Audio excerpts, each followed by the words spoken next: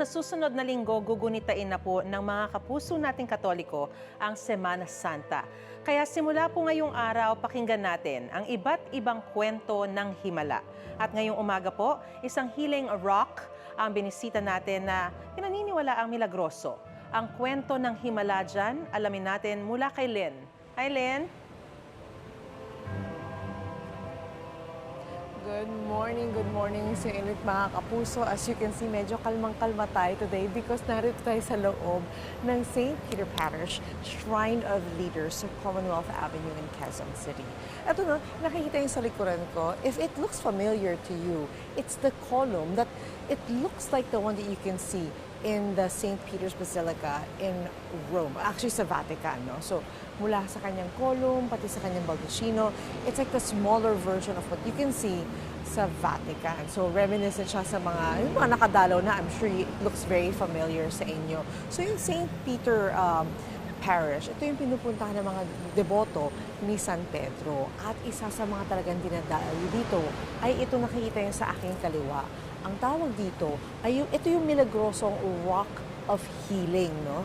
As sinasabi nila, ito yung rock, itong batong ito ay nakuha pa mula sa tahanan mismo ni San Pedro sa Capernaum sa Israel. They say it's miraculous at marami talagang natulungan na. So every Tuesday at 7 a.m. dito sa St. Peter Parish, ginagawa nila ang healing mass. So after the mass, people can come up here and touch the stone and ask for a miracle. And speaking of miracles, ito nga, makakasama ko ngayon, si Miss Corazon Socorro. Ma'am Corazon, hindi po kayo dito?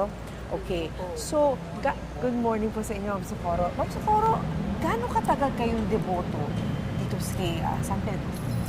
Siguro kung mga ikinakabit pa lang to. Kinakabit pa lang itong baldacchino nito? Nagsisimba na po ako rito. So pero hindi pa ako volunteer dito.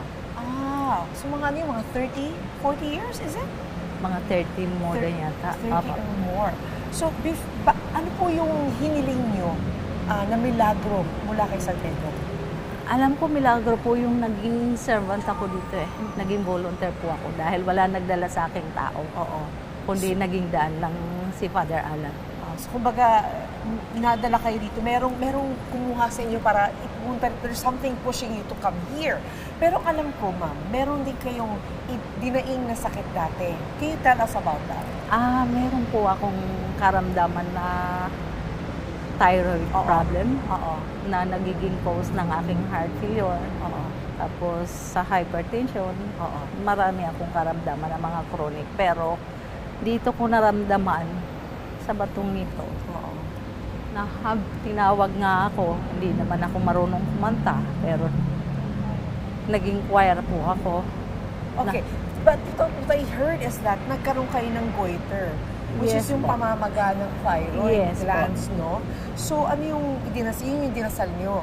Yes po, Oo. na habang kumakanta, yung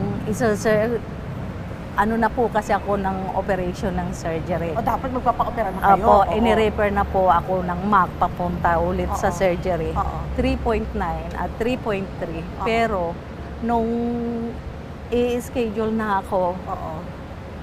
wala. Nawala na bigla? Wala na. Inulit yung ultrasound. Oo. As in parang tuldok na lang ng ballpen. Oo. So, parang yung biglang nawala. Yes. That's a miracle. Yes po. That's a very big miracle, di ba? So, gaano kadalas po kayong magsimba ngayon? Lagi naman po ako nagsisimba kayo dahil dito? servant po na ako Oo, dito. because she's a servant of the parish. Yes po. Grabe na. Yes po. Kasi tuwing hahawak po ako, Lord, maging katulad din po ako nitong batong ito na maging matibay sa lahat ng mga hamon sa buhay. Pero Miss Corazon, obviously, naging matibay kayo, andito kayo at masaya kayo nagsisimba at nagsaserve. Diba? Kaya maraming salamat, Miss Corazon, sa pag-share niyo ng inyong pinagdaanan. Yes Thank you po. very much. Thank you po. Thank you. At kino mga kapuso, makakausap natin si Father John Paul Adja. Good morning! Good morning, Father! Good morning po. Good morning po. Good morning po. So, Father, ano po yung mga inaasahan natin ngayong Semana Santa? So, syempre, dadagsa yung mga tao, di ba?